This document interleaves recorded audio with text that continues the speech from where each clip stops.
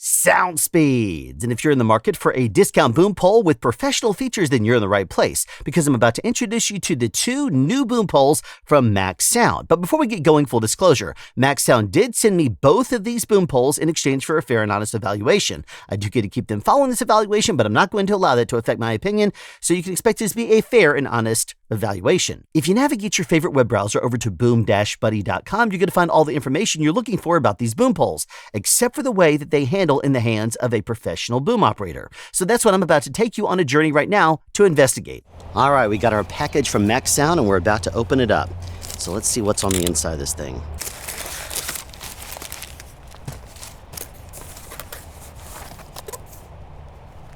One boom pole.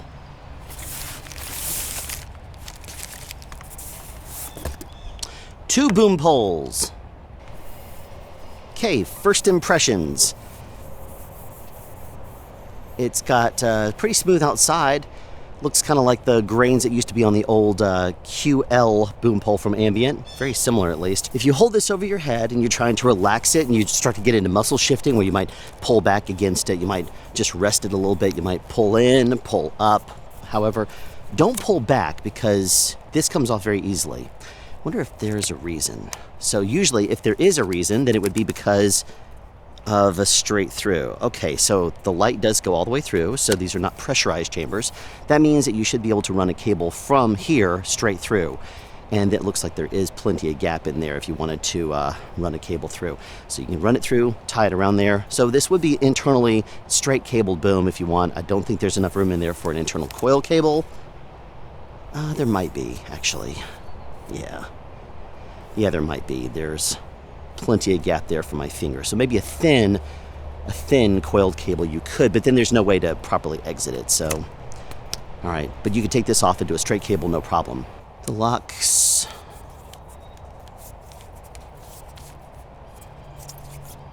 Well, they don't slip, which is good. It's got a really weird sound to it, almost like there's a piece of plastic on the inside there. But once it's locked in place, it doesn't feel like it's going anywhere, which is good. Yeah, even a little bit of release. Okay, so let's see, a quarter return, locked solid. Quarter return, slips. Try the next segment. Quarter turn, slips. Quarter turn, locked. Quarter turn, slip. Quarter turn, locked. Okay, so they're good locks despite sounding a little weird, but you know what? It's a discount pole, so I'm not gonna question the sound quality of the knuckles when it locks and unlocks. Yeah, barely any tension right there, and it's going just fine. It's locking and unlocking exactly as you expect it to. Yeah, those are good locks. They sound a little weird. It's almost like they're sticking a little bit, but since they actually work, I'm not going to hold a whole lot against them.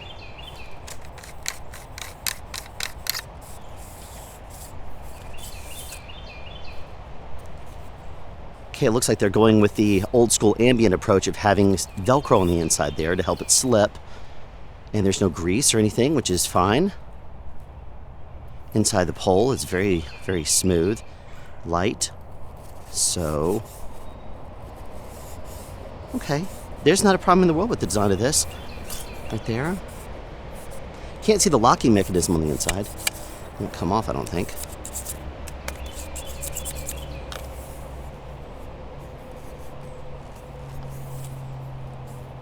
The plastic bit that locks around the boom pole is on there pretty secured.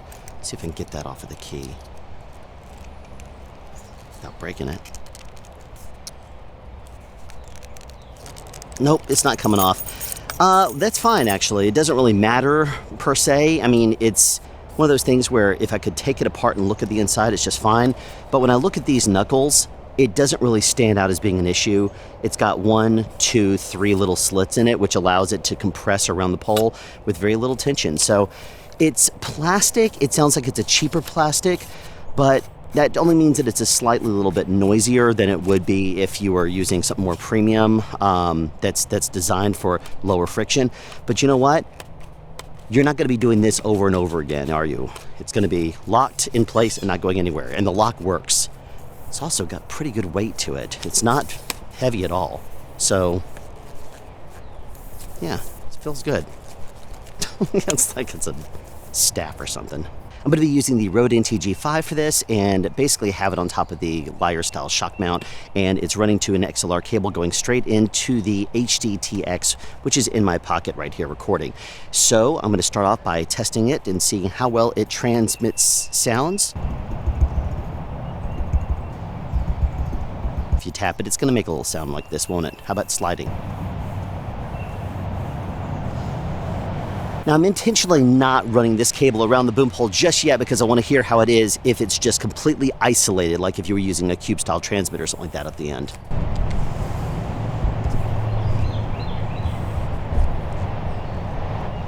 It's pretty good on your hands with one section out. Now, what if I slide my hand a little bit?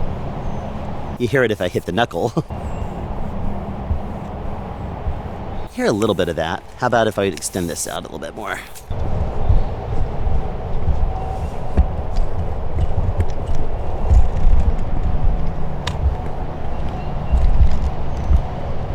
Man, okay.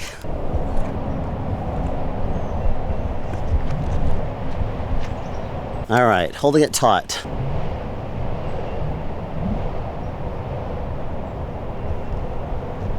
Slight little bit of handling noise, which is to be expected on a discount boom.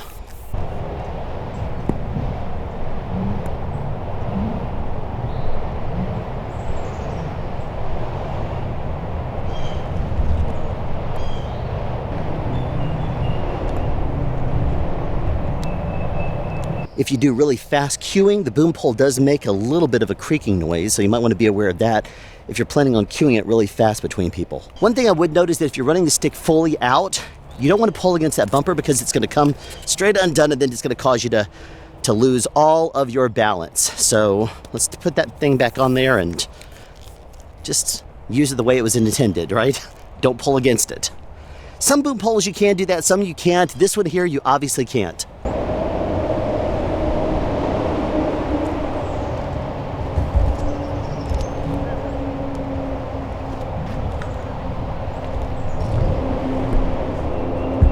Yeah, you know, not bad. It is a discount boom pole, so it's not going to perform like some of the premium ones I'm more familiar with, but hey, you know what? It actually handled the big things that we really do care about, like locking knuckles. They got to be good, and they're rubber to the touch. They're not plastic. On the inside, they're plastic, so that is something you got to be aware of. You cannot loosen and unlock it, otherwise you're going to hear a little bit of this sound. That's going to be present. But the knuckles do lock, and they lock down very solid, so no complaints there. Now, the microphone did not come off as easy as I'd like to see from the boom pole, and that's probably because of this one-piece design with this this little thread in there. And it does have an Allen key on one side, and it has nothing on the other. And if this were installed on the end of the boom pole, you would think that it would just go on there and be fine, going all the way down and allow it to lock in place. And that is true, that's what it does. But when you go to release it, this right here, this little bitty lock that would screw up there and lock on there, you'd have to lock that down, maybe with something like Loctite, because you're probably not going to use something other than this 3/8/16 thread on there. So I would use Loctite or something like that and lock this screw in place on the inside. Then you'd be able to use this little you know, locking wheel or whatever they're called onto the shock mount. It would work just fine there. So Loctite on the inside of that screw thread will help you out. Now, this is the smaller of the two poles. We're going to check it out. So this is closer to 6 feet in length. So despite being a UK-based company, it is actually not in meters, it's feet. Otherwise, it'd be about here, you know, about as high as the microphone is inside of the pistol grip. It's got the same feeling. It feels good. Knuckles are identical. They lock the same. The rubber bumper comes off the same as it did before. Get back on there. Yeah, it's very, very light. Easy enough to use with one-handed operation. Not that you should, but you can. Those knuckles are good. What can I say? They're not going anywhere when you lock them and unlock them. Yeah, they're good. A little bit of a twist on there and they lock in tight. It's probably the reason why they use that plastic on there, the plastic on the inside, because it is a higher friction, so it will make more noise, but at the same time, it's going to lock a lot more solid. So probably some of the better locks I've seen, because they actually lock really well. So this is what I was talking about before. When I go to remove the boom pole, I have to hold the thread, almost lock it all the way in position there in order to get this to unscrew out. But even then, I would like to see this unscrew, but you know, from the boom pole, but it's actually unscrewed from the boom itself. So I'm gonna definitely, if I were to want to do something other than put this on a quick release, then I would make sure that this is either locked very tight down to here, so that way you could just screw it on and screw off. Actually, let's do that right now. Hopefully that's locked on there a little bit better. Let's try it on the end of the boom pole now, see if it releases easier once I go all the way down. All the way on there. Decent amount of tension on there, so I'm going to be wheeling this thing around there, swinging it around, doing what I need to do. Lock the knuckles. Come on now. What you, an amateur? And we're going to try to release this. Okay, so it came off easier that time, so you definitely want to lock this circle all the way down to the boom pole, which is not normally what you would do with such a thing. You normally run it up from here and grab hold of your shock mount. But if you lock this all the way down, there's a little trick for you. You don't need to actually use Loctite or anything on the inside there.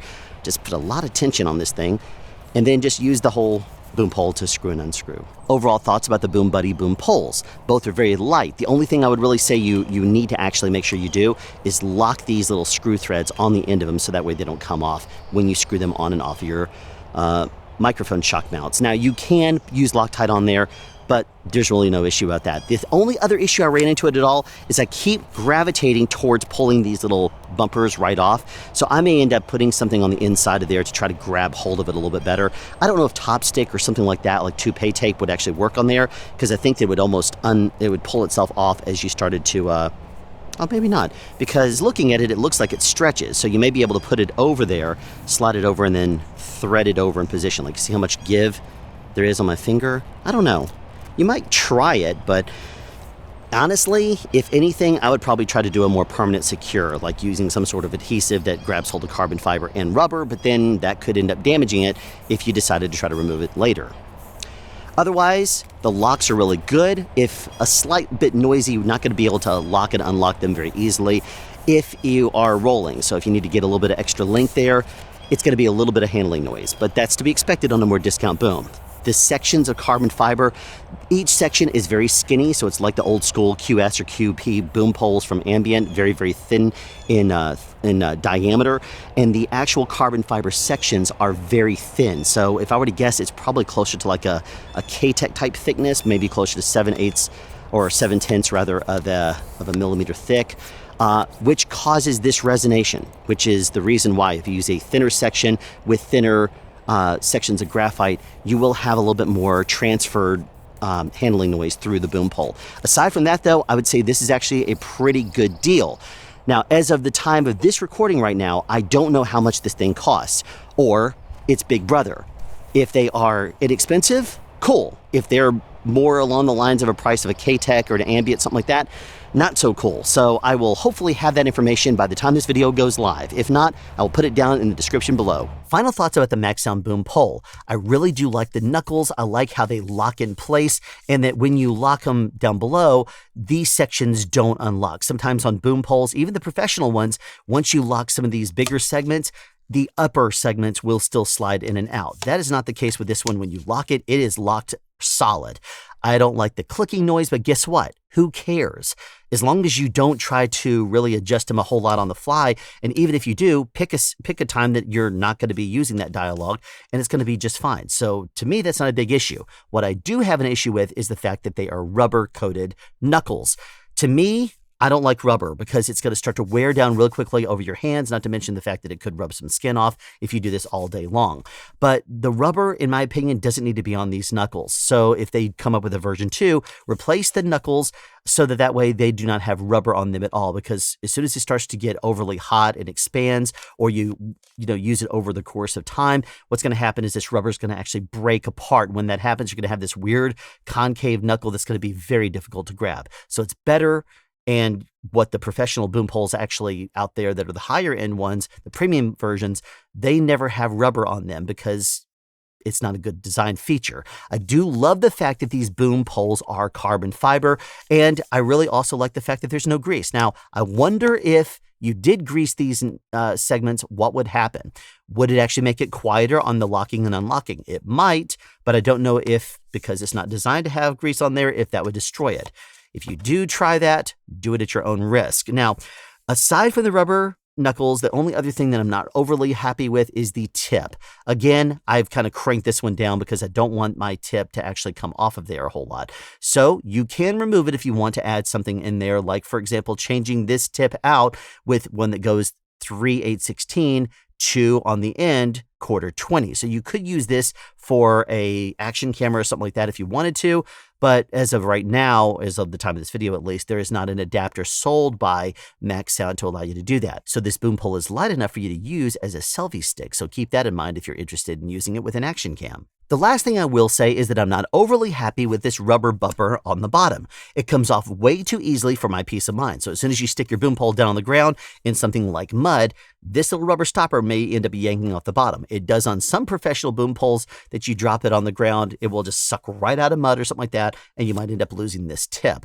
The other thing is, if you want to try to internally cable this boom at all, it's probably not going to happen, because even if you were to drill a little hole in the side there, it's going to be overly big, even if you run through the smallest and thinnest of XLR cables through there, because it's not designed for it. If this goes all the way on there and it just kind of lightly grabs hold of it, as soon as you start pulling a boom, your cable through your boom pole, then what's going to end up happening is this whole cap is going to start coming off. And when that happens, it's going to be overly bad about trying to get the thing on there while still pulling your XLR out. So it's not really designed for you to internally cable it at all. If you wanted to, you're going to have to just 86 the cap on the bottom and use it like this, which means you're going to be damaging the bottom of the carbon fiber. And I want to make sure that there's no splinters that I would get from doing that over and over again.